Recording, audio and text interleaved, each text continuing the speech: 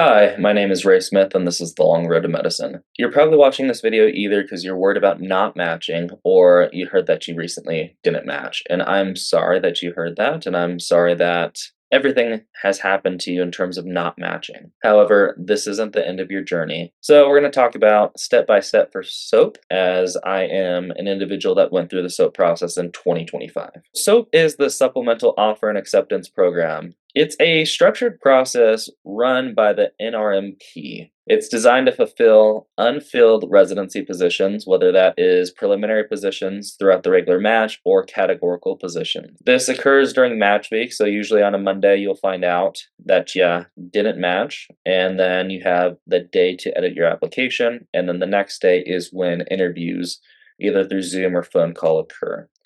It is not random. It is a very structured process. It is not informal. It's a very formal process that will occur through the NRMP, and it's not a free-for-all. It is a very structured process where program directors will review your application. It is not a second match.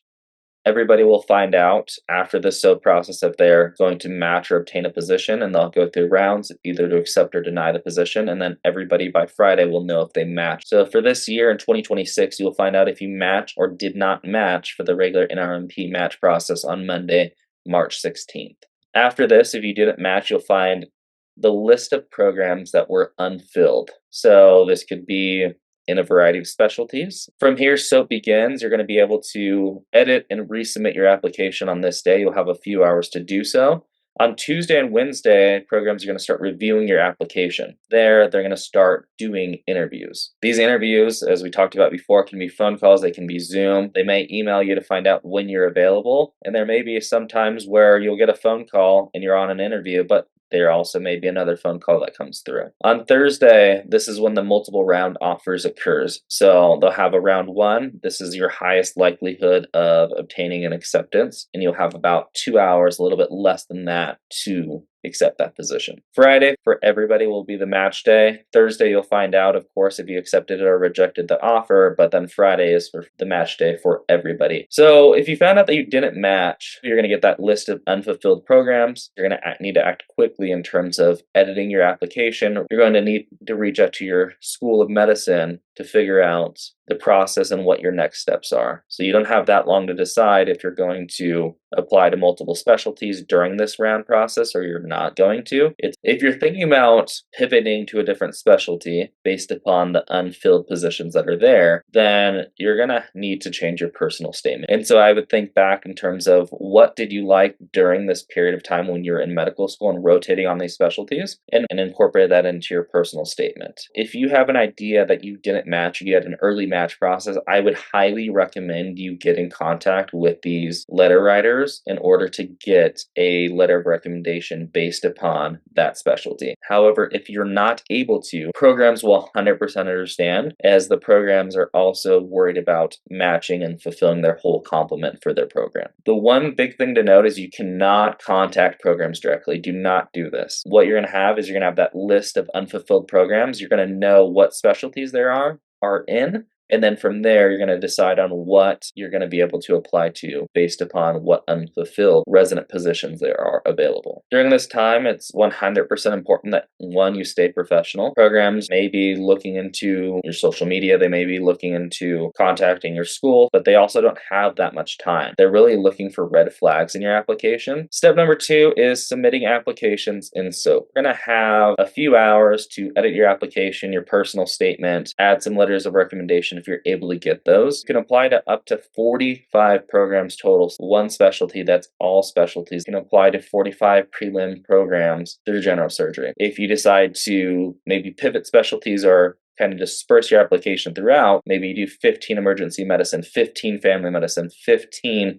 general surgery preliminary programs, you're going to be able to submit this, but you only have a total of 45 programs that you can submit these to. So programs are going to receive your full ARIS application, which includes your personal statement. Be able to send out multiple personal statements. You're going to be able to highlight which personal statement you're going to select to which program. And you're also going to be able to select which letter of recommendations are going to go to each program, depending upon, one, the program that you're applying to, and two, the specialty. They'll also receive your MSPE, your transcripts, your step 1 and 2 scores. This will be Tuesday and Wednesday that you're going to be interviewing doing your SOAP. And so there's no real on and off time during this period. You can receive interviews probably as early as 8 a.m. and you can receive interviews as late as 10 p.m. on Wednesday night. So interview styles we talked about can be phone calls, Zoom interviews. They may email you or text you finding out if right now is a good time, or they may just flat out call you.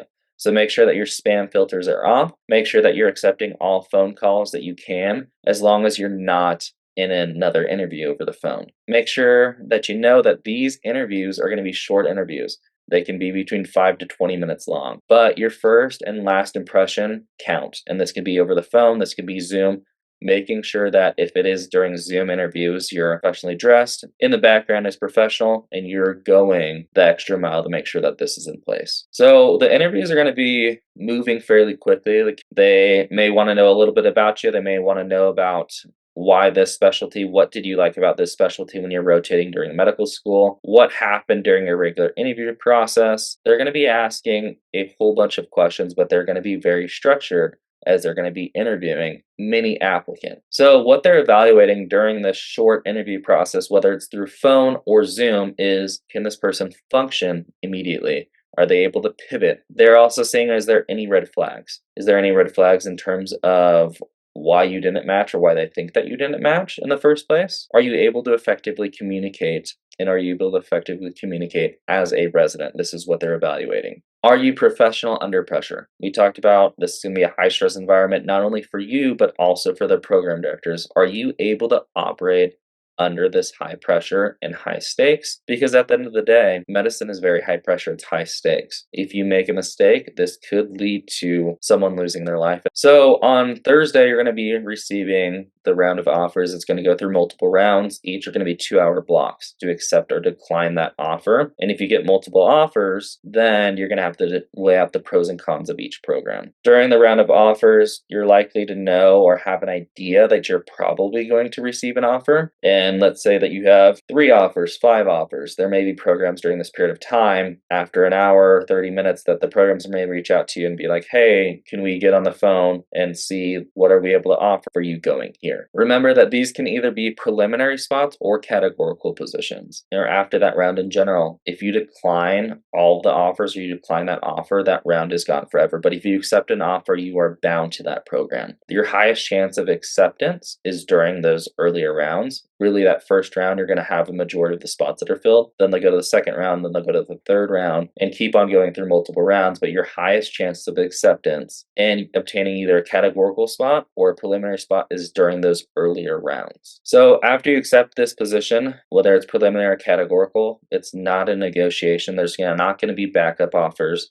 You're bound to that program. There's no exceptions to it. After those 3 rounds, there's going to be limited spots left for preliminary and categorical positions. And no, are you willing to commit to this preliminary position? Are you willing to commit to the categorical position? And it's going to be weighing those pros and cons, maybe talking to different faculty members at your School of Medicine or people that you have a good relationship during this 2 hours to help you decide on what you need to do. Also, I'd recommend, if you have a spouse or significant other, talking with them about what the pros and cons are to kind of get your thoughts out before you accept or reject an offer. Between the preliminary and categorical offers, we talked a little bit about this. Preliminary positions are positions that will require you to reapply either during the match or outside of the match the following year or years after. There have been people that I know that have done preliminary general surgery spots that have been a preliminary resident for 1, 2, 3 years, and it really depends upon you reapplying for those positions and applying outside of the match. You do not have a contract to finish residency. You can become a preliminary resident. It gives you the opportunity to take step 3 and you can moonlight, but you do not have a contract to finish residency in order to become a board certified doctor in whatever specialty it is. It's also important to know that you may have to repeat intern year again, meaning that if you did a preliminary intern year in general surgery,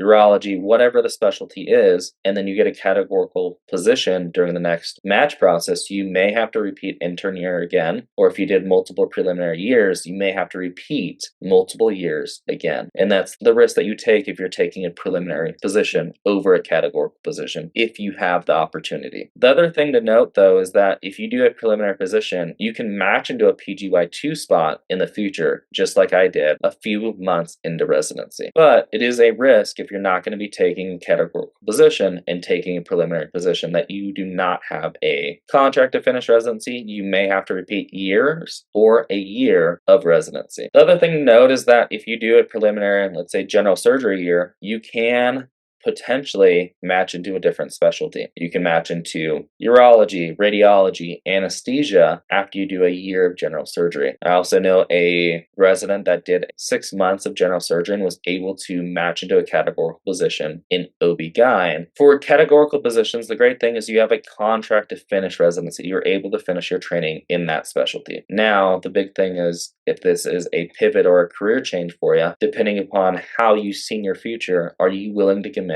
Will you be happy in that specialty or will you be unhappy? And these are all the pros and cons that you have to weigh going into the SOAP process. The other thing that you have to figure out is, how is this decision not only affecting me, but affecting my family? How is this affecting my spouse or significant other? These are all things that you really need to consider. The other thing that I really cannot reiterate enough is you have about 2 hours to decide before you have to accept or reject an offer. You cannot accept multiple offers. Once you accept that one offer, you are bound to that program for either preliminary position or the categorical position. So a few common misconceptions. SOAP is not only for weak applicants. There are very strong applicants like I was and had 20 urology interviews and did not match. Sometimes some people slip under the cracks. Sometimes you have a very high step 2 score and you still slip under the cracks. But that will also yield you benefit going into this SOAP process. If you had an early match, you're able to work through those emotions before you have SOAP interviews, compared to applicants that only matched or found out that they didn't match on Monday and have to redo their application in a few hours and then start interviewing again the next day. SOAP is not a career-ending event. In fact, it can be a career-enabling event. It can allow you to go from unmatched to matched, and nobody has to know that you didn't match during the initial cycle. And then when Friday comes, you know that you matched. It's not a sign that you failed permanently. It's not a sign that you failed prematurely. The SOAP is not an end-all be-all. You still have a chance and you still have a high likelihood of matching. SOAP is not always chaotic. It may feel chaotic to you, but it's a very structured process. On Monday, you find out if you matched or didn't match. You have a few hours to edit your application, gain letters of recommendation. Tuesday, you start having interviews. But these things are very controlled. It's not a chaotic process. It's a very structured process. It happens year to year, but it is a very fast process. I would say after the end of the 2 days, it can be very tiring because you can be receiving phone calls from 6 in the morning till 11 at night. It really just depends on where the program is at, the time change, and how these programs are analyzing things. It is a very intense process. It's very tiring, it's very intense, it's very fast.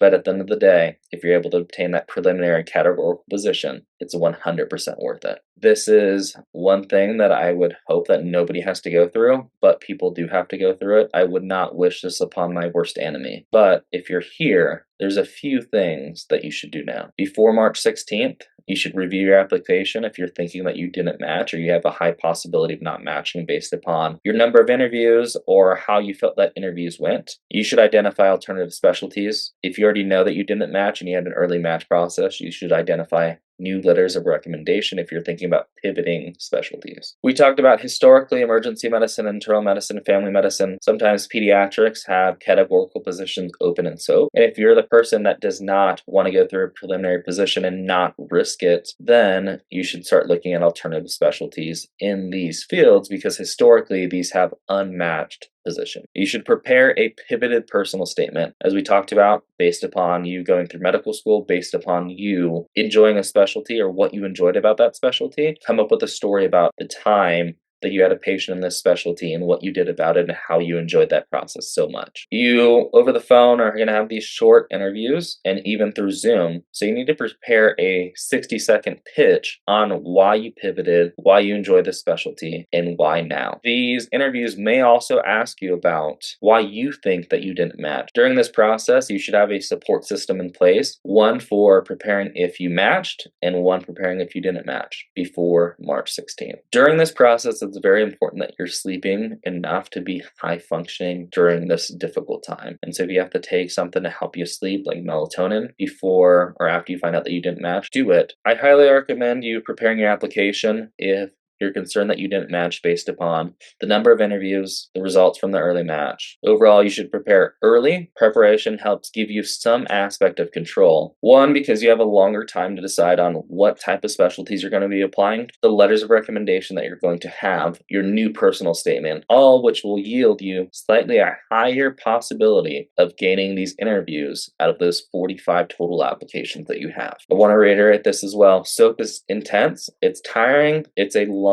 road over those 48 hours, but it is not random. The program directors, the faculty members, the program in general is just as stressed as you are. But the way that you're going to counteract this is one, being prepared, watching this video, and remembering why you're here and why you chose medicine. I'm Ray Smith. This is The Long Road to Medicine. If you're a medical student applying for residency, navigating the match, or raising a family, you're in the right place.